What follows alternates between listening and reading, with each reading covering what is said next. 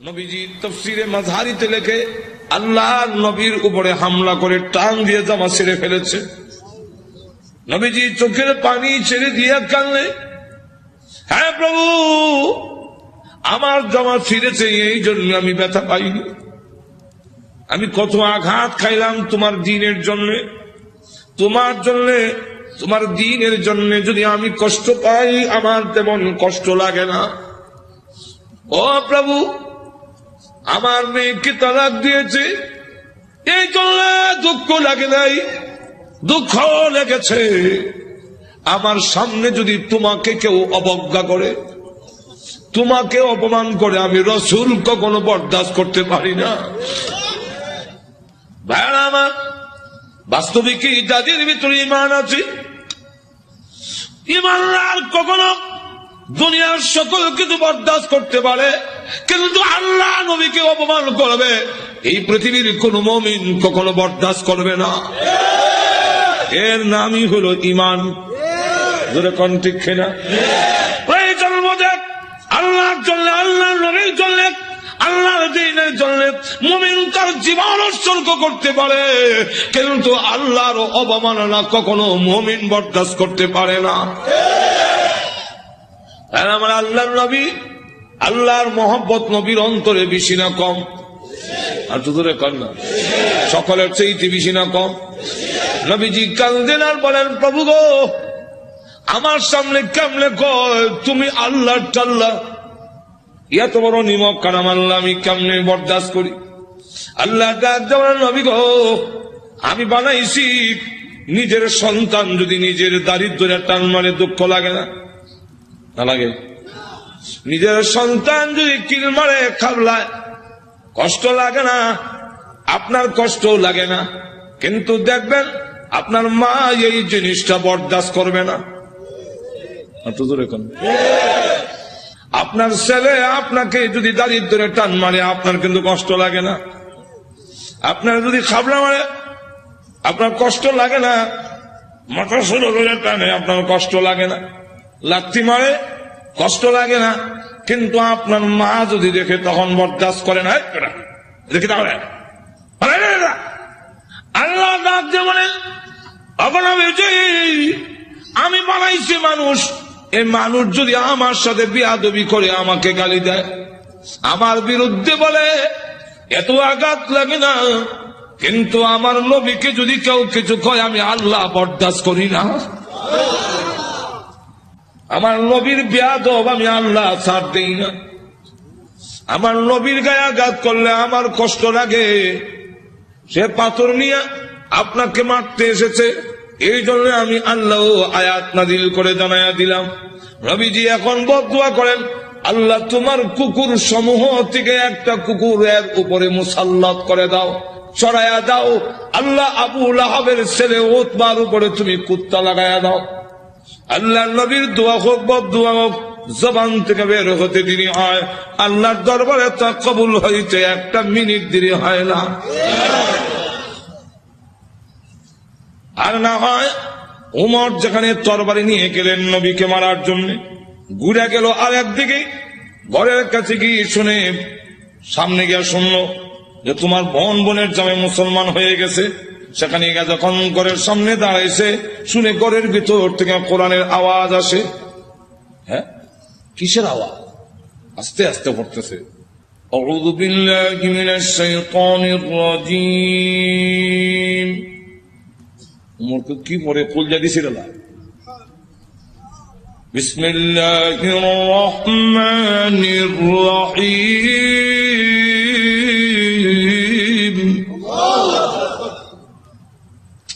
হ্যাঁ, গণকে আওয়াজ হইল না, ফাতেমা কাহা আজরাইল আইছে,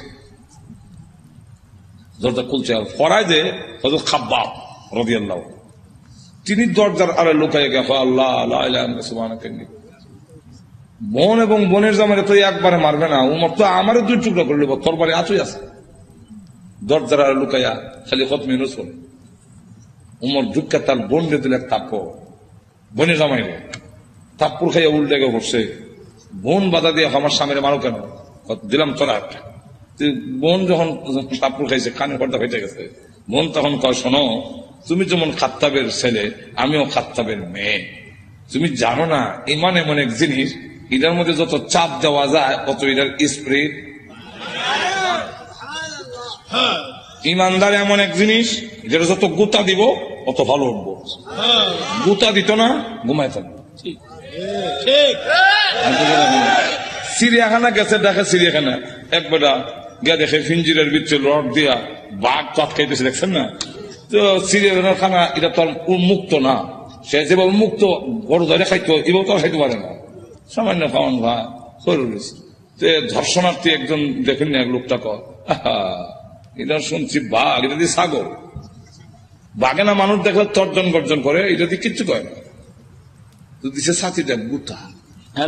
নিবেদন করছেন খাওয়ান ঠিক ভাই হয় না, করে রইসলাম তোমার এখানে গুড়া কিমড়ে কামড়া সিটি সেন্টার গুতা দেশ করে জানাস না ভাত গুতা দিলে ভালো উঠবো, যেমন গুতা দিছে আমি কয় হ্যাঁ হাত করে দেন খালিছে জুতা মুজা হাতে ফালাই একটা দিছে তো যেরকম ঠিক কিনা। ফাতেমা ডাক দেখো, ভাই তুমি যে আমার চট দিছে মনে করছো আমি বন্ধ হয়ে যাবো? সুস্পষ্ট করে বলে দেই, সত্য ধর্ম গ্রহণ করছি, মারতে পারো, জীবন গেল ছাড়তাম না।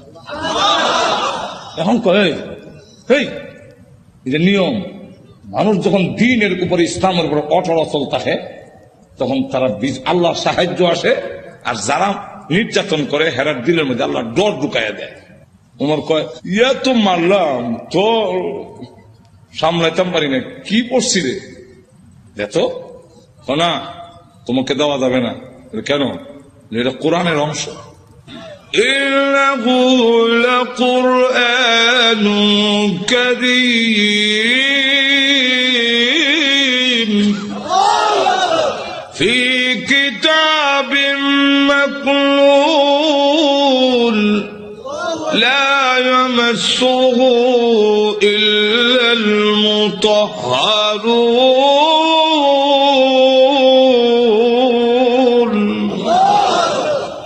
সম্মানিত কোরআন লোহে মাহফুজে সংরক্ষিত, এটা স্পর্শ করা যায় না অপবিত্র অবস্থায়। তাহলে কি করতে হবে? বলে গোসল করে আও, কাফেররা তো মুত্যা ফানি লয় না, তুমি মুত্যা পরিষ্কার হয়ে আও।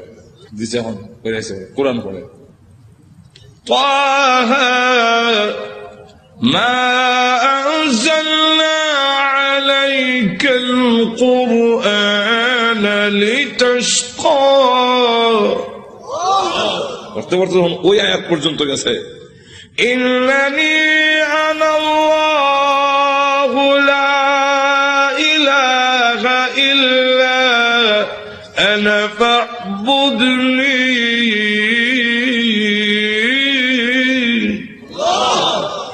দেখে চোখ থেকে পানির নহর চালু হয়েছে। এমনি ডাক দেখা, বোন আমার মোহাম্মদের দরবারে নিয়ে আসল। তো পর্দার আড়ালে যিনি লুকাই আছিল দরজার আড়ালে, মনে আছে তো? ঘটনা কোনটা আমার উদ্দেশ্য না, ঘটনা হলে তো এইটার মধ্যে 1 ঘন্টা দিব। ঘটনা হওয়া উদ্দেশ্য না, উদ্দেশ্য রইল ওই কথাটা বুঝে পেলে গিয়া দরজার আড়াল থেকে এমনি কয় আর লুকাই থেকে লাভ নাই। তখন বুঝে লাগছে উমর মারত না। তো সংবাদটা আমি আগে দিলাই, কারো সুসংবাদ আগে দিতে একটা মনের মধ্যে একটা আনন্দ পাওয়া যায়, তো আমি আগে দিলাই। এমনি দরজার বাইরে থেকে আড়াল থেকে বেরিয়ে কয় তাদেরকে কোরআন শরীফ আমি পড়েছি। আচ্ছা, তো আপনাকে সুসংবাদটা দেওয়ার জন্য বেরিয়েছে, লুকাই আসলাম। কি সুসংবাদ? দারুল আরকাম গোপন ঘাঁটি, যেখানে দিন প্রচার করা হয় লুকাই লুকাই এখান থেকে, যার নাম ছিল দারুল আরকাম। এই দারুল আরকামে গত রাত্রে আমি বিশ্ব নবীকে দোয়া করতে শুনছি। আল্লাহ রসুল বলছেন, আল্লাহুম্মা আইজ্জিল ইসলামা বি আহাদিল উমরাইন। আল্লাহ 2টা উমর থেকে একটা উমর ইসলামের ভিতরে এনে ইসলামের শক্তিশালী করে দাও। একটা হলো উমর ইবনুল খাত্তাব, আর একটা হলো উমর ইবনে হিশাম, যার টাইটেল হলো আবু জেহেল। আগে আসলে আবুল হাকাম, এর নাম উমর, আর আমিরুল মুমিনিন উনার নাম উমর। আল্লাহ রাসূল বলেন, এই 2টা উমর থেকে একটা উমর আমারে দাও। আল্লাহ রাব্বুল আলামিন মনে হয় গত রাত্রের রাসূলের দোয়াটা তোমার বেলায় কবুল হয়ে গেছে। কথাটা বুঝলেন? তো রসুল দোয়া করতে দেরি হয়, বোধ দোয়া এরকম। তো এই অবস্থায় দোয়া যখন বোধ দোয়া হোক আর দোয়া হোক কবুল হয়ে যায়, রসুল যখন কইয়া দিলেন কুকুর সমূহ থেকে একটা কুকুর সরাইয়া দাও, এখন দেখেন কি হয়। আবু লাহাবের ছেলে উতবা, সে সিরিয়ার থেকে ব্যবসায়ী কাফেলা নিয়ে আসতেছে, রাস্তার এক জায়গার মধ্যে বিশ্রামের জন্য তাদের গমের বস্তা খেজুরের বস্তা তুইছে, এমনি দেখে পাহাড়ের টিলার মধ্যে একটা ভাগ বৈশা, খালি মাথা ঘুরাইয়া আবু লাহাবের ছেলে উতবারে ভালো করে দেখে, যেমন বোঝা যায় গোয়েন্দা অফিসার আসামি দেখতেছে। এমনি সে ডাক দিয়া কয়, ও আমার সাথীরা, বাঘ যেভাবে আমার দিকে চায় এতে বোঝা যায় মুহাম্মদের বদদুয়া কবুল হয়ে গেছে। তো রসুল তো বলছিলেন কুকুর, এখন তো বাঘ, উল্টা দি না, উল্টা না, রসুল কুকুর দিয়া বাঘই বুঝাইছেন, হেরও বুঝছে। এর কারণ রসুল বাঘ কইয়া কুকুর কইয়া কুত্তা বুঝাইলেন কেমনে? কুকুর মানে বাঘ, বাঘ মানে কুকুর, দুইটার একটা মিল আছে। কি মিল? চতুষ্পদ জানোয়ারের মধ্যে কুত্তা হাও আলগি দিয়া হিসাব করে, আর বাঘও হাও আলগি দিয়া হিসাব করে। তাহলে মুতায় মুতায় দুইটার একটা মিল আছে। হাইওয়াতুল হাইওয়ান নামক কিতাবের মধ্যে এই ইয়েটা দিচ্ছেন, কথা বুঝছেন। এখন আসুন, তাহলে দেখা গেল এই অবস্থায় সকলে আপনি আমাদের ছেলে, সর্দারের ছেলে, আপনার সিকিউরিটির ব্যবস্থা আমরা করবো। আপনি ভয় পাচ্ছেন কেন? সিকিউরিটি তারা করবো, সিকিউরিটি কত সিকিউরিটি বন্ধ করে খারাপ হিসেবে লোক নাই,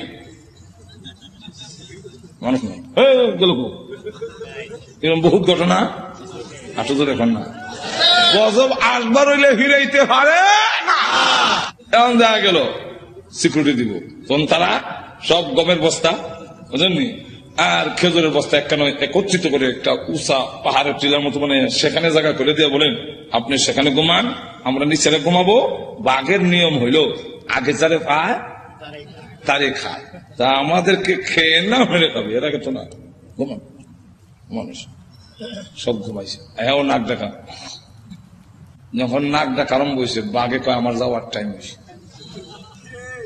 আল্লাহ যাইবার আগে গন্ধটা তোর নাক ফিট করে দেয়, এই গন্ধে যারে পাবি তারে ধরবি, উল্টা পাল্টা ধরিস না।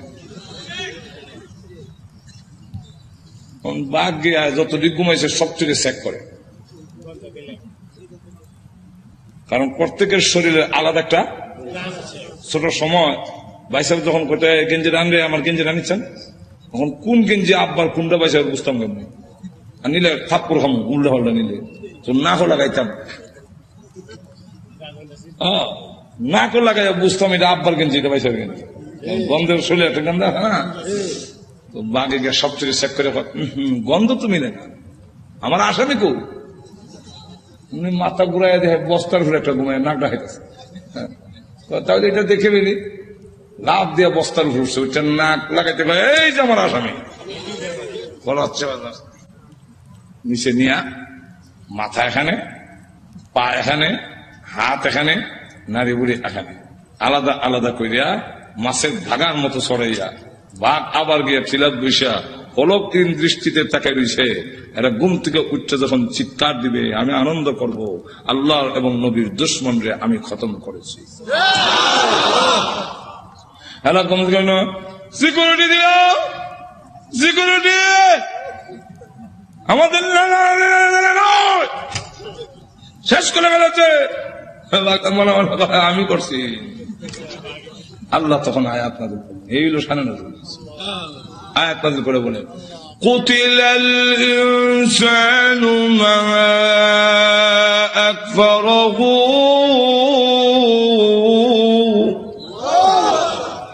মানুষ ধ্বংস হয়েছে নি, আর তো ধরে কম রক্ষা করতে পারছে।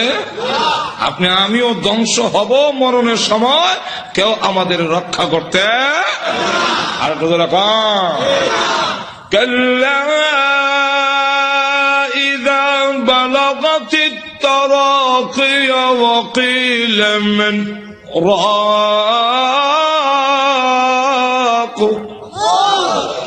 তখন কন্ট্রোলার জানা আসবে, কেউ রক্ষা করতে পারবে না। আল্লাহ তখন আয়াত নাযিল করে বলেন, কুতিলাল ইনসান, মানুষ ধ্বংস হোক, মানুষ বড় অকৃতজ্ঞ। এখন আল্লাহ এক একটা নিয়ামতের কথা তুলে ধরে বলেন, তুই যে অতিকৃতজ্ঞ হইলে একটু চিন্তা করলি না, মিন আইয়ি শাইইন খালাকা, তুই কিসের তৈরি, তোরে কি দিয়া বানানো হইল, এটার জবাব পারবো না, কারণ আমি জানি না চুক্তি দেওয়া নিয়েছেন। এর লাগে আল্লাহ নিজেই জবাব দিয়েছেন, বিন নুতফা, নাপাক পানি দিয়ে বানাইছি, যেটা অত্যন্ত ঘৃণিত। আমি আল্লাহ এত সুন্দর করে তোরে বানাইলাম। আবার বানাইছি যে খালাকাহু ফাকাদ্দারাহু, কাদ্দারা ইউকাদ্দিরু, এটার দুইটা ব্যাখ্যা। একটা ব্যাখ্যা হইল তোমাকে এইভাবে বানাইলাম, গরু ছাগল এইভাবে না, তোমারে কুদরতি স্প্রিং দিয়া জায়গায় জায়গায়, মানে কুদরতি স্প্রিং, যেরকম ঠিক কিনা, কুদরতি স্প্রিং। এরপরে গরু এমনি লাগায় দাঁড়ায়, যেরকম ঠিক কিনা। কিন্তু মানুষ, তুমি সেলুনে গেছে, চুল কাটবা, ডাইন দিকে বামে সামনে, যেরকম ঠিক না, ঠিক না। মানুষ তোর মাথা এইভাবে ঘুরাইবার মতো এই যে কুদরতি স্প্রিং দিয়ে তোরে বানাইলাম। আল্লাহ গরু কিন্তু এই ঠ্যাং ভাঙ্গিয়া পেশাব করতে পারে না, তোর আডু ভাঙতে পারো, তোর সব ভাঙতে পারো, কুদরতি স্প্রিং জায়গায় জায়গায় দিয়া আমি আল্লাহ এমন ভাবে বানাইলাম। আবার তুমি যখন বস্তা লইবা মাথা, তখন রড থেকে আরো শক্ত, যেরকম ঠিক না, ঠিক না। খালাকাহু ফাকাদ্দারাহু। আর একটা কাদ্দারার ব্যাখ্যা হইল কাদ্দারা ইউকাদ্দিরু তাকদীরান।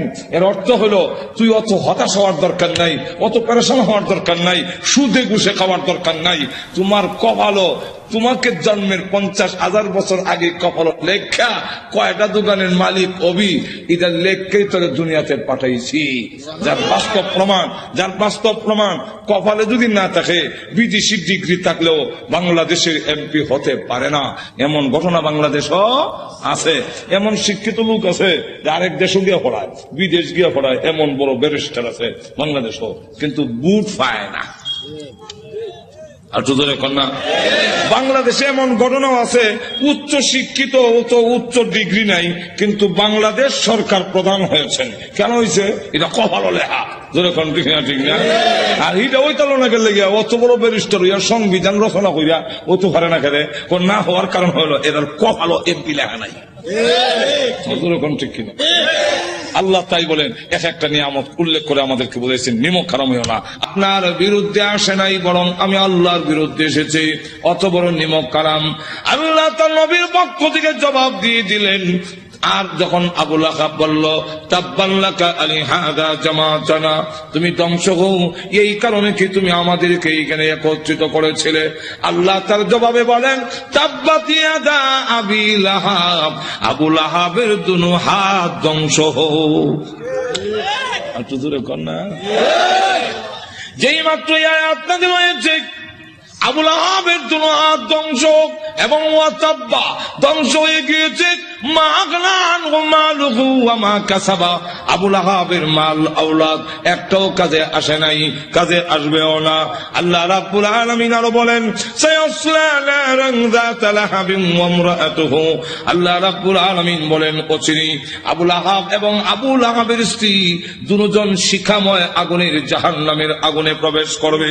এই আয়াত নাযিল হওয়ার পরে প্রশ্ন হইতে পারে, আবু লাহাবের স্ত্রীর কথা উম্মে জামিলের কথা কেন আনলো? মহিলার কি দোষ? মহিলার কথা উল্লেখ করেছেন হাম্মালাতুল হাতাব। আল্লাহ রাব্বুল আলামিন বলেন ওই মহিলাটাও কি কারণ জানেননি?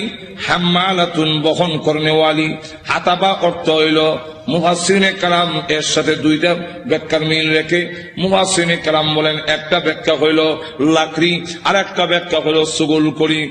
ওই আবু লাহাবের স্ত্রী গড়ে গড়ে যেতে গিয়া বলে তোমরা কারা গো? মুহাম্মদ আমাদের ভাতিজা এবং আমার বিয়াই, আমি তার সম্পর্কে ভালো করে জানি, তোমরা তার কাছে যাইও না, সে পাগল, তার কাছে তোমরা যাইবা না।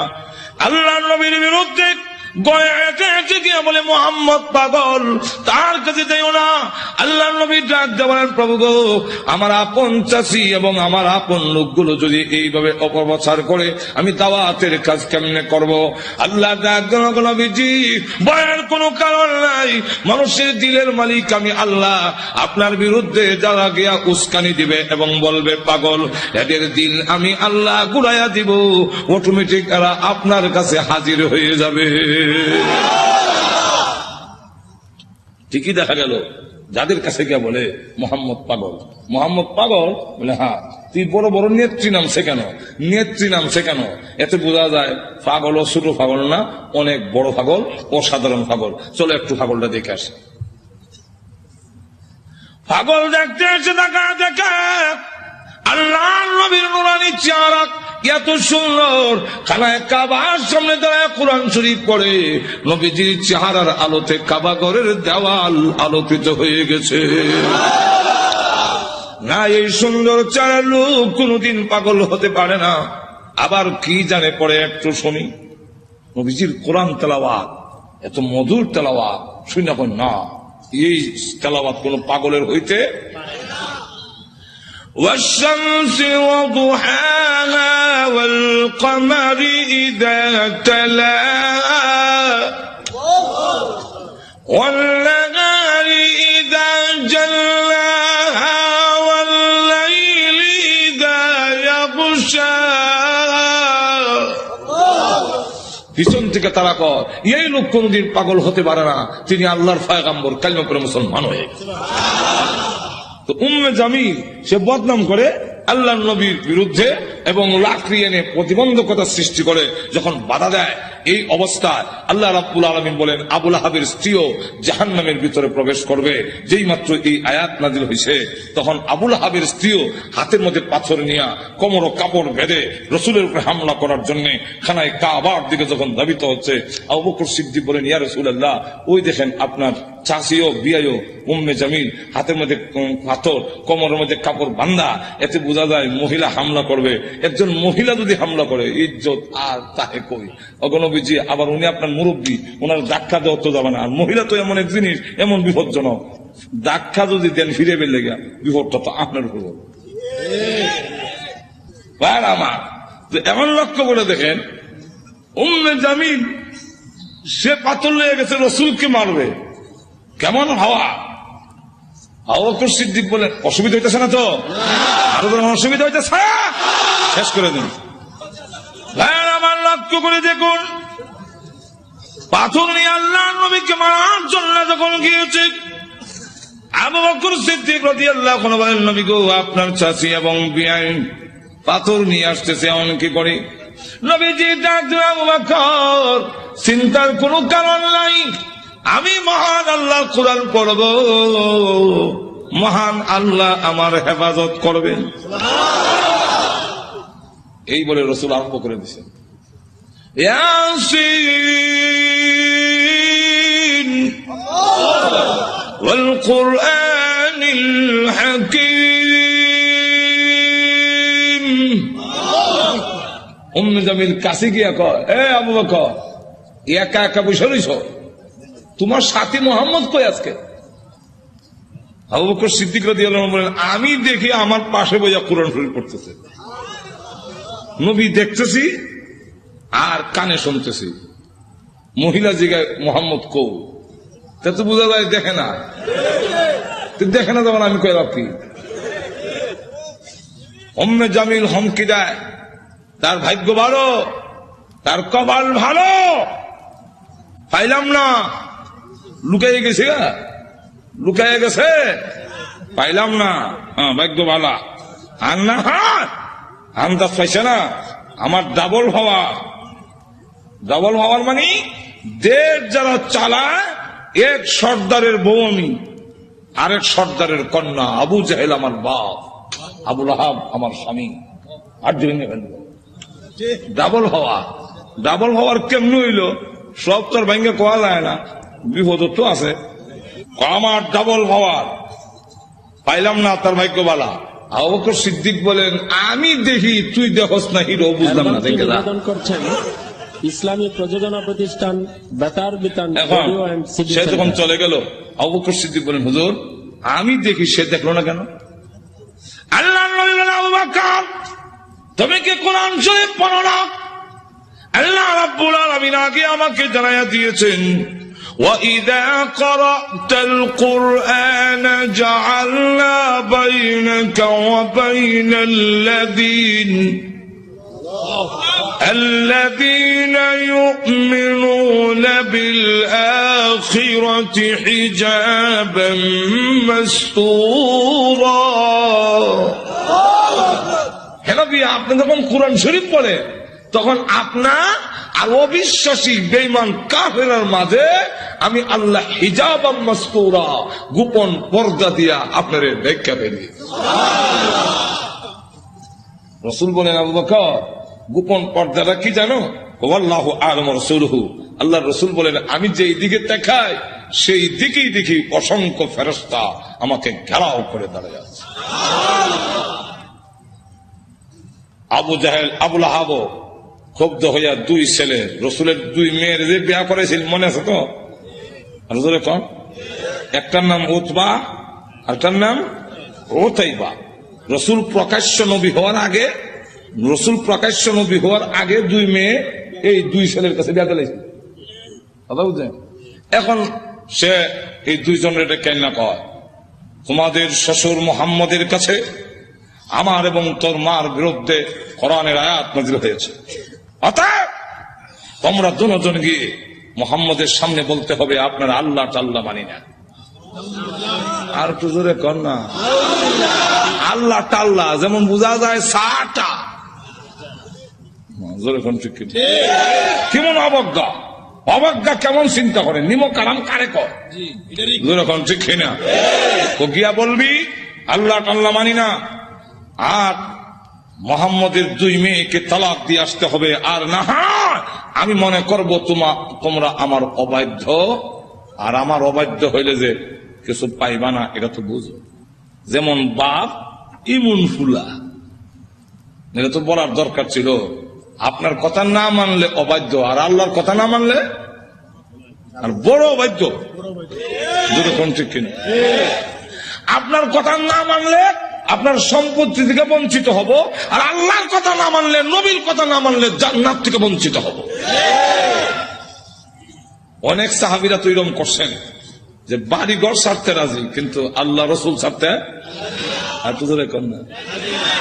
গভীর রজনীতে আল্লাহর নবী বিশ্বনবী রাহমাতুল লিল আলামিন হুজরা শরীফ থেকে প্রচন্ড শীতের মধ্যে বের হয়েছেন, এমনি তাকায়া দেখে একজন বাঁকা হয়ে দাঁড়াইছে, সোজা হয়ে দাঁড়াতে পারে না, কাপড় এইভাবে ধরে রেখেছে, দাঁড়ায় বলেন আসসালাতু ওয়াসসালামু আলাইকা ইয়া রাসূলুল্লাহ। আল্লাহর নবী বলেন, কে রে তুমি এত গভীর রজনীতে আমাকে সালাম দিচ্ছ? আল্লাহর নবী যে মাত্র জিজ্ঞাসা করলেন, উনি ডাকতে, হুজুর আপনি কি আমাকে চিনতে পারেন নাই? আমি আব্দুল্লাহ। আল্লাহর নবী বলেন, কোন আব্দুল্লাহ? নবীজি কিছুদিন আগে ইসলাম ধর্ম গ্রহণ করেছি, আমার নাম ছিল আব্দুল উজ্জা, আমি আপনার নামটা পরিবর্তন করে আব্দুল্লাহ রেখেছেন, আমি সেই আব্দুল্লাহ। বলেন, আমার আব্দুল্লাহ তো ধনী বাপ চাচা, তার বাপ চাচা ধনী ব্যবসায়ীর ছেলে, সকাল বিকাল কাপড় পরিবর্তন করে আসতো। আজকে তো দেখা যায় গায়ে কাপড় নাই, একটা কাপড়ের টুকরা পরিধান করা, সোজা হয়ে দাঁড়াতে পারে না, তার লজ্জাস্থান খালি হয়ে যায়, হাত দিয়ে ধরে রাখছে কোন রকমের কাপড়ের টুকরা। আল্লাহর নবী বলেন, আমার আব্দুল্লাহর এই অবস্থা কেন? শীতের মধ্যে চর করে কাঁপতেছে, কিন্তু কোনো কথা বলে না, কোনো ডাক দেয় না। নবী গো, অপেক্ষায় বসে আছি কোন সময় আপনি বের হবেন, আপনার নুরানি চারা যদি এক নজর দেখতে পারি তাহলে আমার অন্তরে আর কোনো দুঃখ থাকবে না। আল্লাহর নবী বলেন, কি হলো তোমার এই অবস্থা কেন? আব্দুল্লাহ, হুজুর আপনার দরবারে কেন আসা যাওয়া করি? আমার চাচা আমাকে বলেছেন বাড়ি ছেড়ে দিতে হবে, আর না হয় মুহাম্মদের দরবার ছেড়ে দিতে হবে। নবী গো, আমি ঘোষণা দিয়েছি প্রয়োজন বোধে আপনার বাড়ি কেন তামাম পৃথিবী ছেড়ে দিতে পারি, কিন্তু একটি মুহূর্তের জন্য বিশ্ব নবীর দরবার আমি ছাড়তে পারবো না। আপনারা যে আমাকে বাড়ির থেকে বের করে দিয়েছে, বের হওয়ার সময় বললো কাপড় চোপড় গুলো দিয়ে যাও, এগুলো তো আমাদের উদ্দেশ্য হইল আমি উলঙ্গ হয়ে গেলে এটা যাব না, লজ্জায় তখন ঘরে বসে থাকবো, আপনার দরবারে আসবো না। আমি তখন আমার চাচাকে জানিয়ে দিলাম, ওগো চাচা, কাপড় হারাতে পারি, ইজ্জত সম্মান হারাতে পারি, আমি সর্বহারা হতে পারি, কিন্তু আল্লাহর কসম ঈমান হারা এক মুহূর্তের জন্য হতে পারবো না। হ্যাঁ দাদা, আজকে যদি শরমের আর ইজ্জতের বয়ে কাবরের জন্য আমি ঈমান হারা হয়ে যাই, মৃত্যুর পরে কবর থেকে উলঙ্গ হয়ে আল্লাহর দরবারে উঠব, উলঙ্গ অবস্থায় জাহান্নামের মধ্যে দেওয়া হবে। ওগো আল্লাহর নবী, আমার কাপড় চোপড় গুলো রেখে দিয়েছে, আমি আমার মার সামনে দাঁড়িয়ে বললাম, মা গো আমার মা একটা কাপড় দেন না, আমি আমার লজ্জাস্থান রেখে বিশ্ব নবীর দরবারে যাব। ওগো মা, একটা নজর যদি আল্লাহর নবীকে দেখতে পারি তাহলে আমার মনে আর কোনো ব্যথা থাকবে না। এই বলে হুজুর আমার মা একটা কাপড় দিয়েছেন, কোন রকমের লজ্জাস্থান রেখে আপনার হুজুরের সামনে এসে বসে আছি। কোন সময় আপনি বের হবেন আপনার চেহারা মুবারক একটা নজর দেখার জন্য বসে আছি। নবীজি তার করুণ কাহিনী শুনে বিশ্ব নবী পর্যন্ত চোখের পানি রাখতে পারলেন। আল্লাহ নবী ডাক দিয়ে বলেন, আব্দুল্লাহ আমার ঘরে আয়, হুজুরের শরীফে আয়, এই নে আমার ব্যবহারের 2 খান কাপড় তোরে দান করলাম।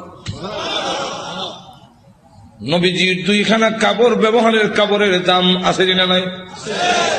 এরপর থেকে আব্দুল্লাহ যুল বাকাতাইন হয়ে গেল। খালি আব্দুল্লাহ না, এমন টাইটেল লাগছে। আল্লাহ নবী একজন আব্দুল্লাহ, বল তোর কোন আকাঙ্ক্ষা আছে নি? আব্দুল্লাহ দাদা, হুজুর দুনিয়ার কোন আকাঙ্ক্ষা নাই, আপনার কাছে আমার একটা দরখাস্ত। নবীজি আপনি বলেছেন শাহাদাতের মরণ হইলে মরণের কষ্ট হয় না, আপনি বলেছেন শাহাদাতের মরণ হইলে কবর গেলে মুনকার নাকির আসে না, আপনি বলেছেন শহীদ হয়ে মরলে কিয়ামতের মাঠে কোনো হিসাব কিতাব হবে না, বিনা হিসাবে জান্নাতে যাবে। তাই আমার দরখাস্ত, ওগো নবীজি আপনি আল্লাহর কাছে বলুন আমার শাহাদাতের কামনা যেন মহান আল্লাহ কবুল করে নেন। নবীজি দোয়া করে দিলেন, দোয়া রসুলের দোয়া, হাত উঠাইতে দিরি একটু ধরে কবুল হইতে। আল্লাহ নবী বিশ্ব নবী রাহমাতুল লিল আলামিন দোয়া করে দিলেন। এখন আব্দুল্লাহর জন্য দোয়া কেমন কবুল হয়ে গেছে। তবুকের যুদ্ধে গেলেন, কিন্তু তবুকের যুদ্ধটা হইল না, ফিরে আসবেন। আব্দুল্লাহ রাস্তার মধ্যে অসুস্থ হয়ে গেলেন, সেখানে তিনি ইন্তেকাল করলেন। আল্লাহ নবী ঘোষণা দিয়েছেন, আল্লাহর রাস্তায় যখন মানুষ বের হয়ে যায়, রাস্তায় মারা গেল শাহাদাতের সওয়াব তাকে দেওয়া হয়। আমার আব্দুল্লাহকে গোসল দাও, কাফন পড়াও, আমি নিজে জানাজার নামাজ পড়াবো। নবীজি নিজে জানাজার নামাজ পড়াইয়া লাশ যখন কবরের দিকে নিয়ে যায়, নবীজি পিছনে পিছনে যায়, কবরের পার গেলে পড়ে ডাক দিয়ে বলে, সাহাবীরা রে, কেউ কবরে নামবে না, আমি তার কবরে নামবো। নবীজি আব্দুল্লাহ রাদিয়াল্লাহু আনহুর কবরে নামে 2 কান হাত উপর দিকে বাড়ায় দিয়ে বলেন, রে আব্দুল্লাহ, সাহাবীরা দে লাশটা আমার হাতে দে, দে আমার আব্দুল্লাহর লাশ আমার কোলে ছেড়ে দে। নবীজির কোলে ছেড়ে দিলে নবীজি এইভাবে লাশটা উপর দিকে উঠাইয়া আকাশের দিকে তাকাইয়া বলে, আল্লাহ আমি আব্দুল্লাহর প্রতি খুশি, তুমিও খুশি হয়ে যাও। আল্লাহ এখন আব্দুল্লাহর লাশটাকে আমার কোল থেকে তোমার রহমতের কোলে আমি স্থানান্তর করতে চাই। এই কথা শুনে সাহাবীরা গইরে কবর পার কান্না শুরু করেছেন। বিশেষ করে সাদ ইবনে আবি ওয়াক্কাস রাদিয়াল্লাহু আনহু ডাক দিয়ে বলে, মাটিতে গড়িয়ে কান্না আর বলে, আব্দুল্লাহ রে, এই লাশটা তোর না হইয়া আমার যদি হতো রে, আমার ভাগ্য কত ভালো ছিল রে আব্দুল্লাহ, এই লাশ তোর না হইয়া আমার যদি হতো, যেখানে আল্লাহর নবী বলতেছেন, আল্লাহ আমি খুশি, মেহেরবানি করে তুমিও আমার আব্দুল্লাহর প্রতি খুশি হয়ে যাও। ভাই আমার লক্ষ্য করে দেখুন, এইভাবে অনেক ঘটনা সারা রাত বললেও তো শেষ হবে না। এইভাবে বাড়ি ঘর ছেড়ে দিয়েছেন আল্লাহর দ্বীনের জন্য, ইসলামের জন্য, আল্লাহ নবীর জন্য। কিন্তু আবু লাহাবের ছেলে যেমন বাবা তেমন ছেলে উতবা আল্লাহ নবীর সামনে গিয়ে বলে, ওগো মুহাম্মদ, আপনার আল্লাহ টাল্লাহ এগুলো আমরা মানি না। আর তো জোরে কর না। আর নবীজির সামনে দাঁড়ায় বলে, আপনার 2 মেয়েকে তালাক দিলাম। নবীজি তাফসীরে মাযহারিতে লেখে আল্লাহ নবীর উপরে হামলা করে টান দিয়ে জামা ছিঁড়ে ফেলেছে। নবীজি চোখের পানি ছেড়ে দিয়ে কাঁদলে, হ্যাঁ প্রভু, আমার জামা ছিঁড়েছে এই জন্য আমি ব্যথা পাইনি। আমি কত আঘাত খাইলাম তোমার দ্বীনের জন্য, তোমার জন্য, তোমার দ্বীনের জন্য যদি আমি কষ্ট পাই আমার তেমন কষ্ট লাগে না।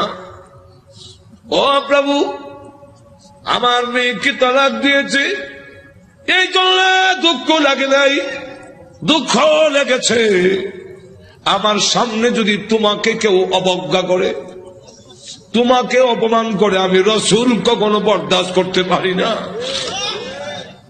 ভাইরা আমার, বাস্তবিকই যাদের ভিতরে ঈমান আছে, ঈমানদার কখনো দুনিয়ার সকল কিছু বরদাস্ত করতে পারে, কিন্তু আল্লাহ নবীকে অপমান করবে এই পৃথিবীর কোন মুমিন কখনো বরদাস্ত করবে না। এর নামই হলো ঈমান। জোরে কোন ঠিক কিনা? এই জন্মতে আল্লাহর জন্য, আল্লাহর নবীর জন্য, আল্লাহর দ্বীনের জন্য মুমিন তার জীবন উৎসর্গ করতে পারে, কিন্তু আল্লাহর অবমাননা কখনো মুমিন বরদাস্ত করতে পারে না। আর আমার আল্লাহর নবী, আল্লাহর মহব্বত নবীর অন্তরে বেশি না কম? আর দূরে কর না, সকলের চেয়ে বেশি না কম? নবীজি কাঁদেন আর বলেন, প্রভু গো, আমার সামনে কেমনে কয় তুমি আল্লাহর টাল্লা, এত বড় নিমক কারাম আল্লাহ আমি কেমনে বরদাস্ত করি? আল্লাহ ডাক দেওয়ার, নবী গো, আমি বানাইছি নিজের সন্তান যদি নিজের দারিদ্র্যের টান মারে দুঃখ লাগে না? না লাগে? নিজের সন্তান যদি কিল মারে খাবলায় কষ্ট লাগে না? আপনার কষ্ট লাগে না, কিন্তু দেখবেন আপনার মা এই জিনিসটা বরদাস্ত করবে না। আপনার ছেলে আপনাকে যদি দারিদ্র্যের টান মারে আপনার কিন্তু কষ্ট লাগে না? আপনার যদি খাবলা মারে আপনার কষ্ট লাগে না? মাথা সরু টানে আপনার কষ্ট লাগে না? লাথি মারে কষ্ট লাগে না, কিন্তু আপনার মা যদি দেখে তখন বরদাস্ত করে না। দেখে তাহলে আল্লাহ ডাক দিয়ে বলেন, আমি বানাইছি মানুষ, এই মানুষ যদি আমার সাথে বেয়াদবি করে, আমাকে গালি দেয়, আমার বিরুদ্ধে বলে, এত আঘাত লাগে না, কিন্তু আমার নবীকে যদি কেউ কিছু কয় আমি আল্লাহ বরদাস্ত করি না। আমার নবীর বেয়াদব আমি আল্লাহ ছাড় দেই না। আমার নবীর গায়ে আঘাত করলে আমার কষ্ট লাগে। সে পাথর নিয়ে আপনাকে মারতে এসেছে, এই জন্য আমি আল্লাহ আয়াত নাযিল করে জানায়া দিলাম। নবীজি এখন বদদুয়া করেন, আল্লাহ তোমার কুকুর সমূহ থেকে একটা কুকুরের উপরে মুসাল্লাত করে দাও, চড়াইয়া দাও। আল্লাহ আবু লাহাবের ছেলে উতবার উপরে তুমি কুত্তা লাগাইয়া দাও। আল্লাহ নবীর দোয়া হোক বদদুয়া হোক, জবান থেকে বের হতে দেরি হয়, আল্লাহর দরবারে তা কবুল হইতে 1 মিনিট দেরি হয় না। আর না হয় উমর যেখানে তরবারি নিয়ে গেলেন নবীকে মারার জন্য, ঘুরে গেল আর একদিকে, ঘরের কাছে গিয়ে শুনে, সামনে গিয়ে শুনলো যে তোমার বোনের জামাই মুসলমান হয়ে গেছে। সেখানে গিয়ে যখন ঘরের সামনে দাঁড়াইছে, শুনে ঘরের ভিতর থেকে কোরআনের আওয়াজ আসে। হ্যাঁ, কিসের আওয়াজ? আস্তে আস্তে পড়তেছে, আউযু বিল্লাহি মিনাশ শাইতানির রাজীম। উমরকে কি পড়ে কলজা দিছিল না? বিসমিল্লাহির রহমানির রহিম।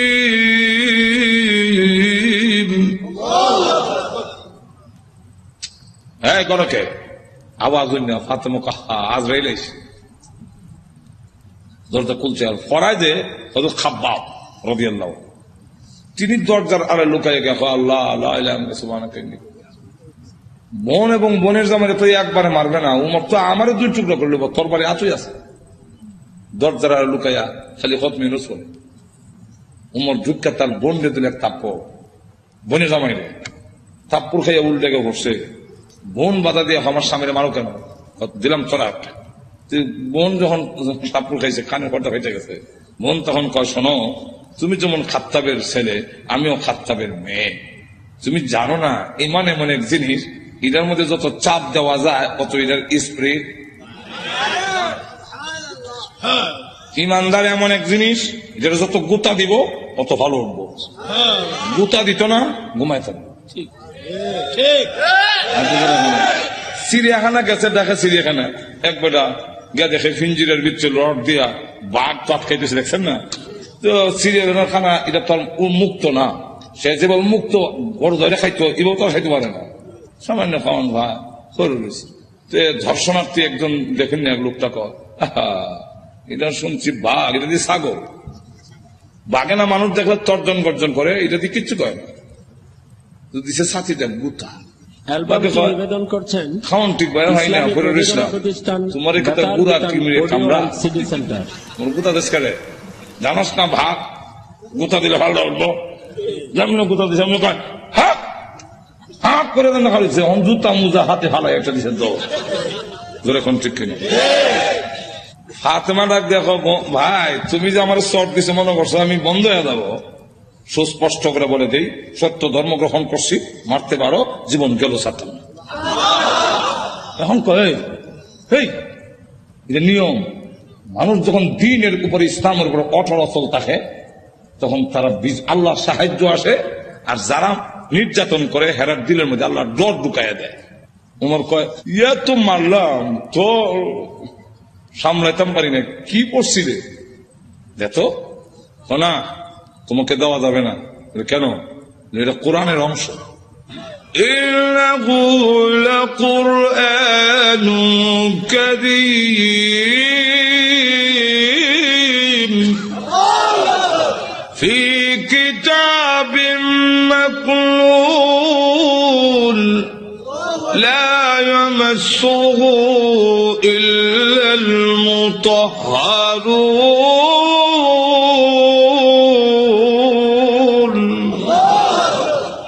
সম্মানিত কোরআন লোহে মাহফুজে সংরক্ষিত, এটা স্পর্শ করা যায় না অপবিত্র অবস্থায়। তাহলে কি করতে হবে? বলে গোসল করে আও, কাফেররা তো মুত্তা ফানি লয় না, তুমি মুত্তা পরিষ্কার হয়ে আও দিছে। এখন করেছে কোরআন পড়ে তাহা মা আনজালনা আলাইকাল কুরআনা লিতাশকা। করতে করতে ওই আয়াত পর্যন্ত গেছে, ইন্নানি আনাল্লাহু লা ইলাহা ইল্লা আনা ফা'বুদনি।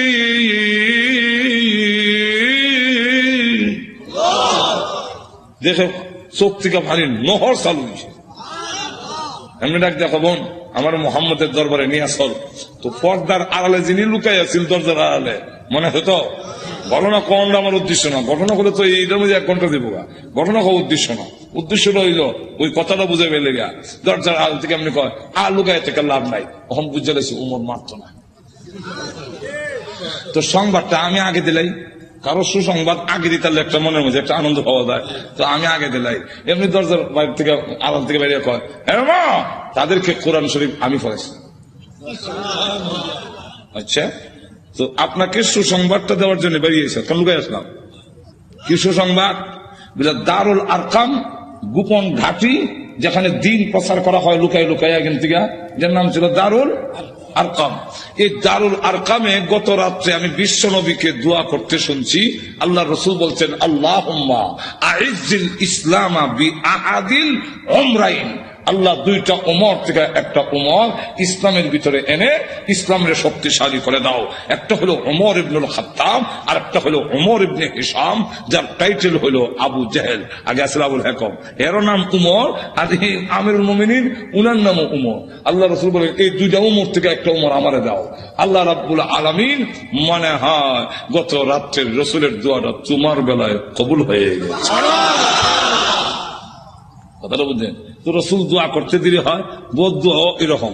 তো এই অবস্থায় দোয়া যখন বদ দোয়া হোক আর দোয়া হোক কবুল হয়ে যায়, রসুল যখন কইয়া দিলেন কুকুর সমূহ থেকে একটা কুকুর সরাইয়া দাও, এখন দেখেন কি হয়। আবু লাহাবের ছেলে উতবা, সে সিরিয়ার থেকে ব্যবসায়ী কাফেলা নিয়ে আসতেছে, রাস্তার এক জায়গার মধ্যে বিশ্রামের জন্য তাদের গমের বস্তা খেজুরের বস্তা তুইছে, এমনি দেখে পাহাড়ের টিলার মধ্যে একটা ভাগ বৈশা খালি মাথা ঘুরাইয়া আবু লাহাবের ছেলে উতবারে ভালো করে দেখে, যেমন বোঝা যায় গোয়েন্দা অফিসার আসামি দেখতেছে।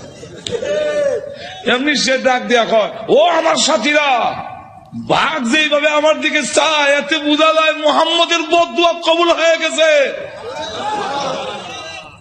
তো রসুল তো বলছিলেন কুকুর, এখন তো বাঘ, উল্টা দি না, উল্টা না, রসুল কুকুর দিয়া বাঘই বুঝাইছেন, হেরাও বুঝছে। এর কারণ রসুল বাঘ কইয়া কুকুর কইয়া কুত্তা বুঝাইলেন কেমনে? কুকুর মানে বাঘ, বাঘ মানে কুকুর, দুইটার একটা মিল আছে। কি মিল?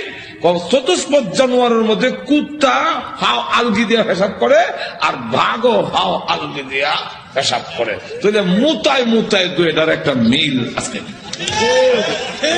হাইওয়াতুল হাইওয়ান নামক কিতাবের মধ্যে এই ইয়েটা দিচ্ছেন, কথা বুঝছেন? এখন আসুন, তাহলে দেখা গেল এই অবস্থায় সকলে আপনি আমাদের ছেলে, সর্দারের ছেলে, আপনার সিকিউরিটির ব্যবস্থা আমরা করবো। আপনি ভয় পাচ্ছেন কেন? সিকিউরিটি তারা করবো, সিকিউরিটি কত সিকিউরিটি বন্ধ করে খারাপ হিসেবে লোক নাই, মানুষ নাই, গেল এরকম বহুত ঘটনা। আটো তো এখন না, গজব আসবার হইলে ফিরাইতে পারে না। এখন দেখা গেল সিকিউরিটি দিব, তখন তারা সব গমের বস্তা বুঝলেননি আর খেজুরের বস্তা একখানে একত্রিত করে একটা উষা পাহাড়ের টিলার মতো, মানে সেখানে জায়গা করে দিয়ে বলেন আপনি সেখানে ঘুমান, আমরা নিচেরে ঘুমাবো। বাঘের নিয়ম হইল আগে যারে পায় তারে খায়, তা আমাদেরকে খেয়ে না মেরে খাবে, এর আগে তো না ঘুমান। মানুষ সব ঘুমাইছে, হ্যাঁ ও নাক ডাকা, যখন নাক ডাকা আরম্ভ হয়েছে বাঘে কয় আমার যাওয়ার টাইম হয়েছে। আল্লাহ যাইবার আগে গন্ধটা তোর নাক ফিট করে দেয়, এই গন্ধে যারে পাবি তারে ধরবি, উল্টা হল্লা ধরিস না। বাঘ গিয়া যতটুকু ঘুমাইছে সবচেয়ে চেক করে, কারণ প্রত্যেকের শরীরে আলাদা একটা ছোট সময়। ভাই সাহেব যখন কোথায় গেঞ্জি রানবে, আমার গেঞ্জি রানিচ্ছেন, তখন কোন গেঞ্জি আব্বার কোনটা ভাই সাহেব বুঝতাম কেমন, আর নিলে থাপ্পড় খাম উল্টা হল্লা নিলে তো না হো লাগাইতাম, না করে লাগাই বুঝতাম এটা আব্বার গেঞ্জি, এটা ভাই সাহেব গেঞ্জি, গন্ধের শরীরে একটা গন্ধ আছে না। তো বাঘে গিয়ে সবচেয়ে চেক করে গন্ধ তো মিলে না, আমার আসামি কো মাথা ঘুরাই দেখে বস্তার ঘুরে একটা ঘুমায় নাক ডাকাইতেছে, তাহলে এটা দেখে ফেলি লাভ দিয়ে বস্তার ঘুরছে, ওইটা নাক লাগাইতে এই যে আমার আসামি বলা হচ্ছে। নিচে নিয়া মাথা এখানে, পা এখানে, হাত এখানে, নারী বুড়ি এখানে, আলাদা আলাদা করিয়া মাছের ভাগার মতো সরাইয়া বাঘ আবার গিয়া চিলাত বৈশা পলক দৃষ্টিতে তাকে রয়েছে। এরা ঘুম থেকে উঠতে যখন চিৎকার দিবে আমি আনন্দ করব, আল্লাহ এবং নবীর দুশ্মন রে আমি খতম করেছি। এরকম কেন সিকিউরিটি দিল, সিকিউরিটি আমাদের শেষ করে ফেলেছে, আমি করছি। আল্লাহ তখন আয়াত নাযিল করলেন, এই হলো শানে নজরুল, আয়াত নাযিল করে বলেন কুতিলাল ইনসানু মা আকফারহু,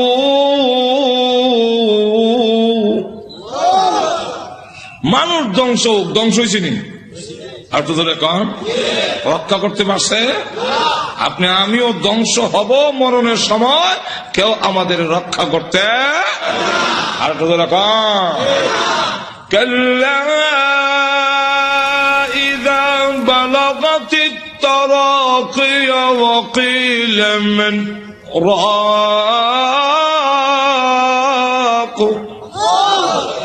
তখন কন্ট্রোলার জানা আসবে, কেউ রক্ষা করতে পারবে না। আল্লাহ তখন আয়াত নাযিল করে বলেন কুতিলাল ইনসান, মানুষ ধ্বংস হোক, মানুষ বড় অকৃতজ্ঞ।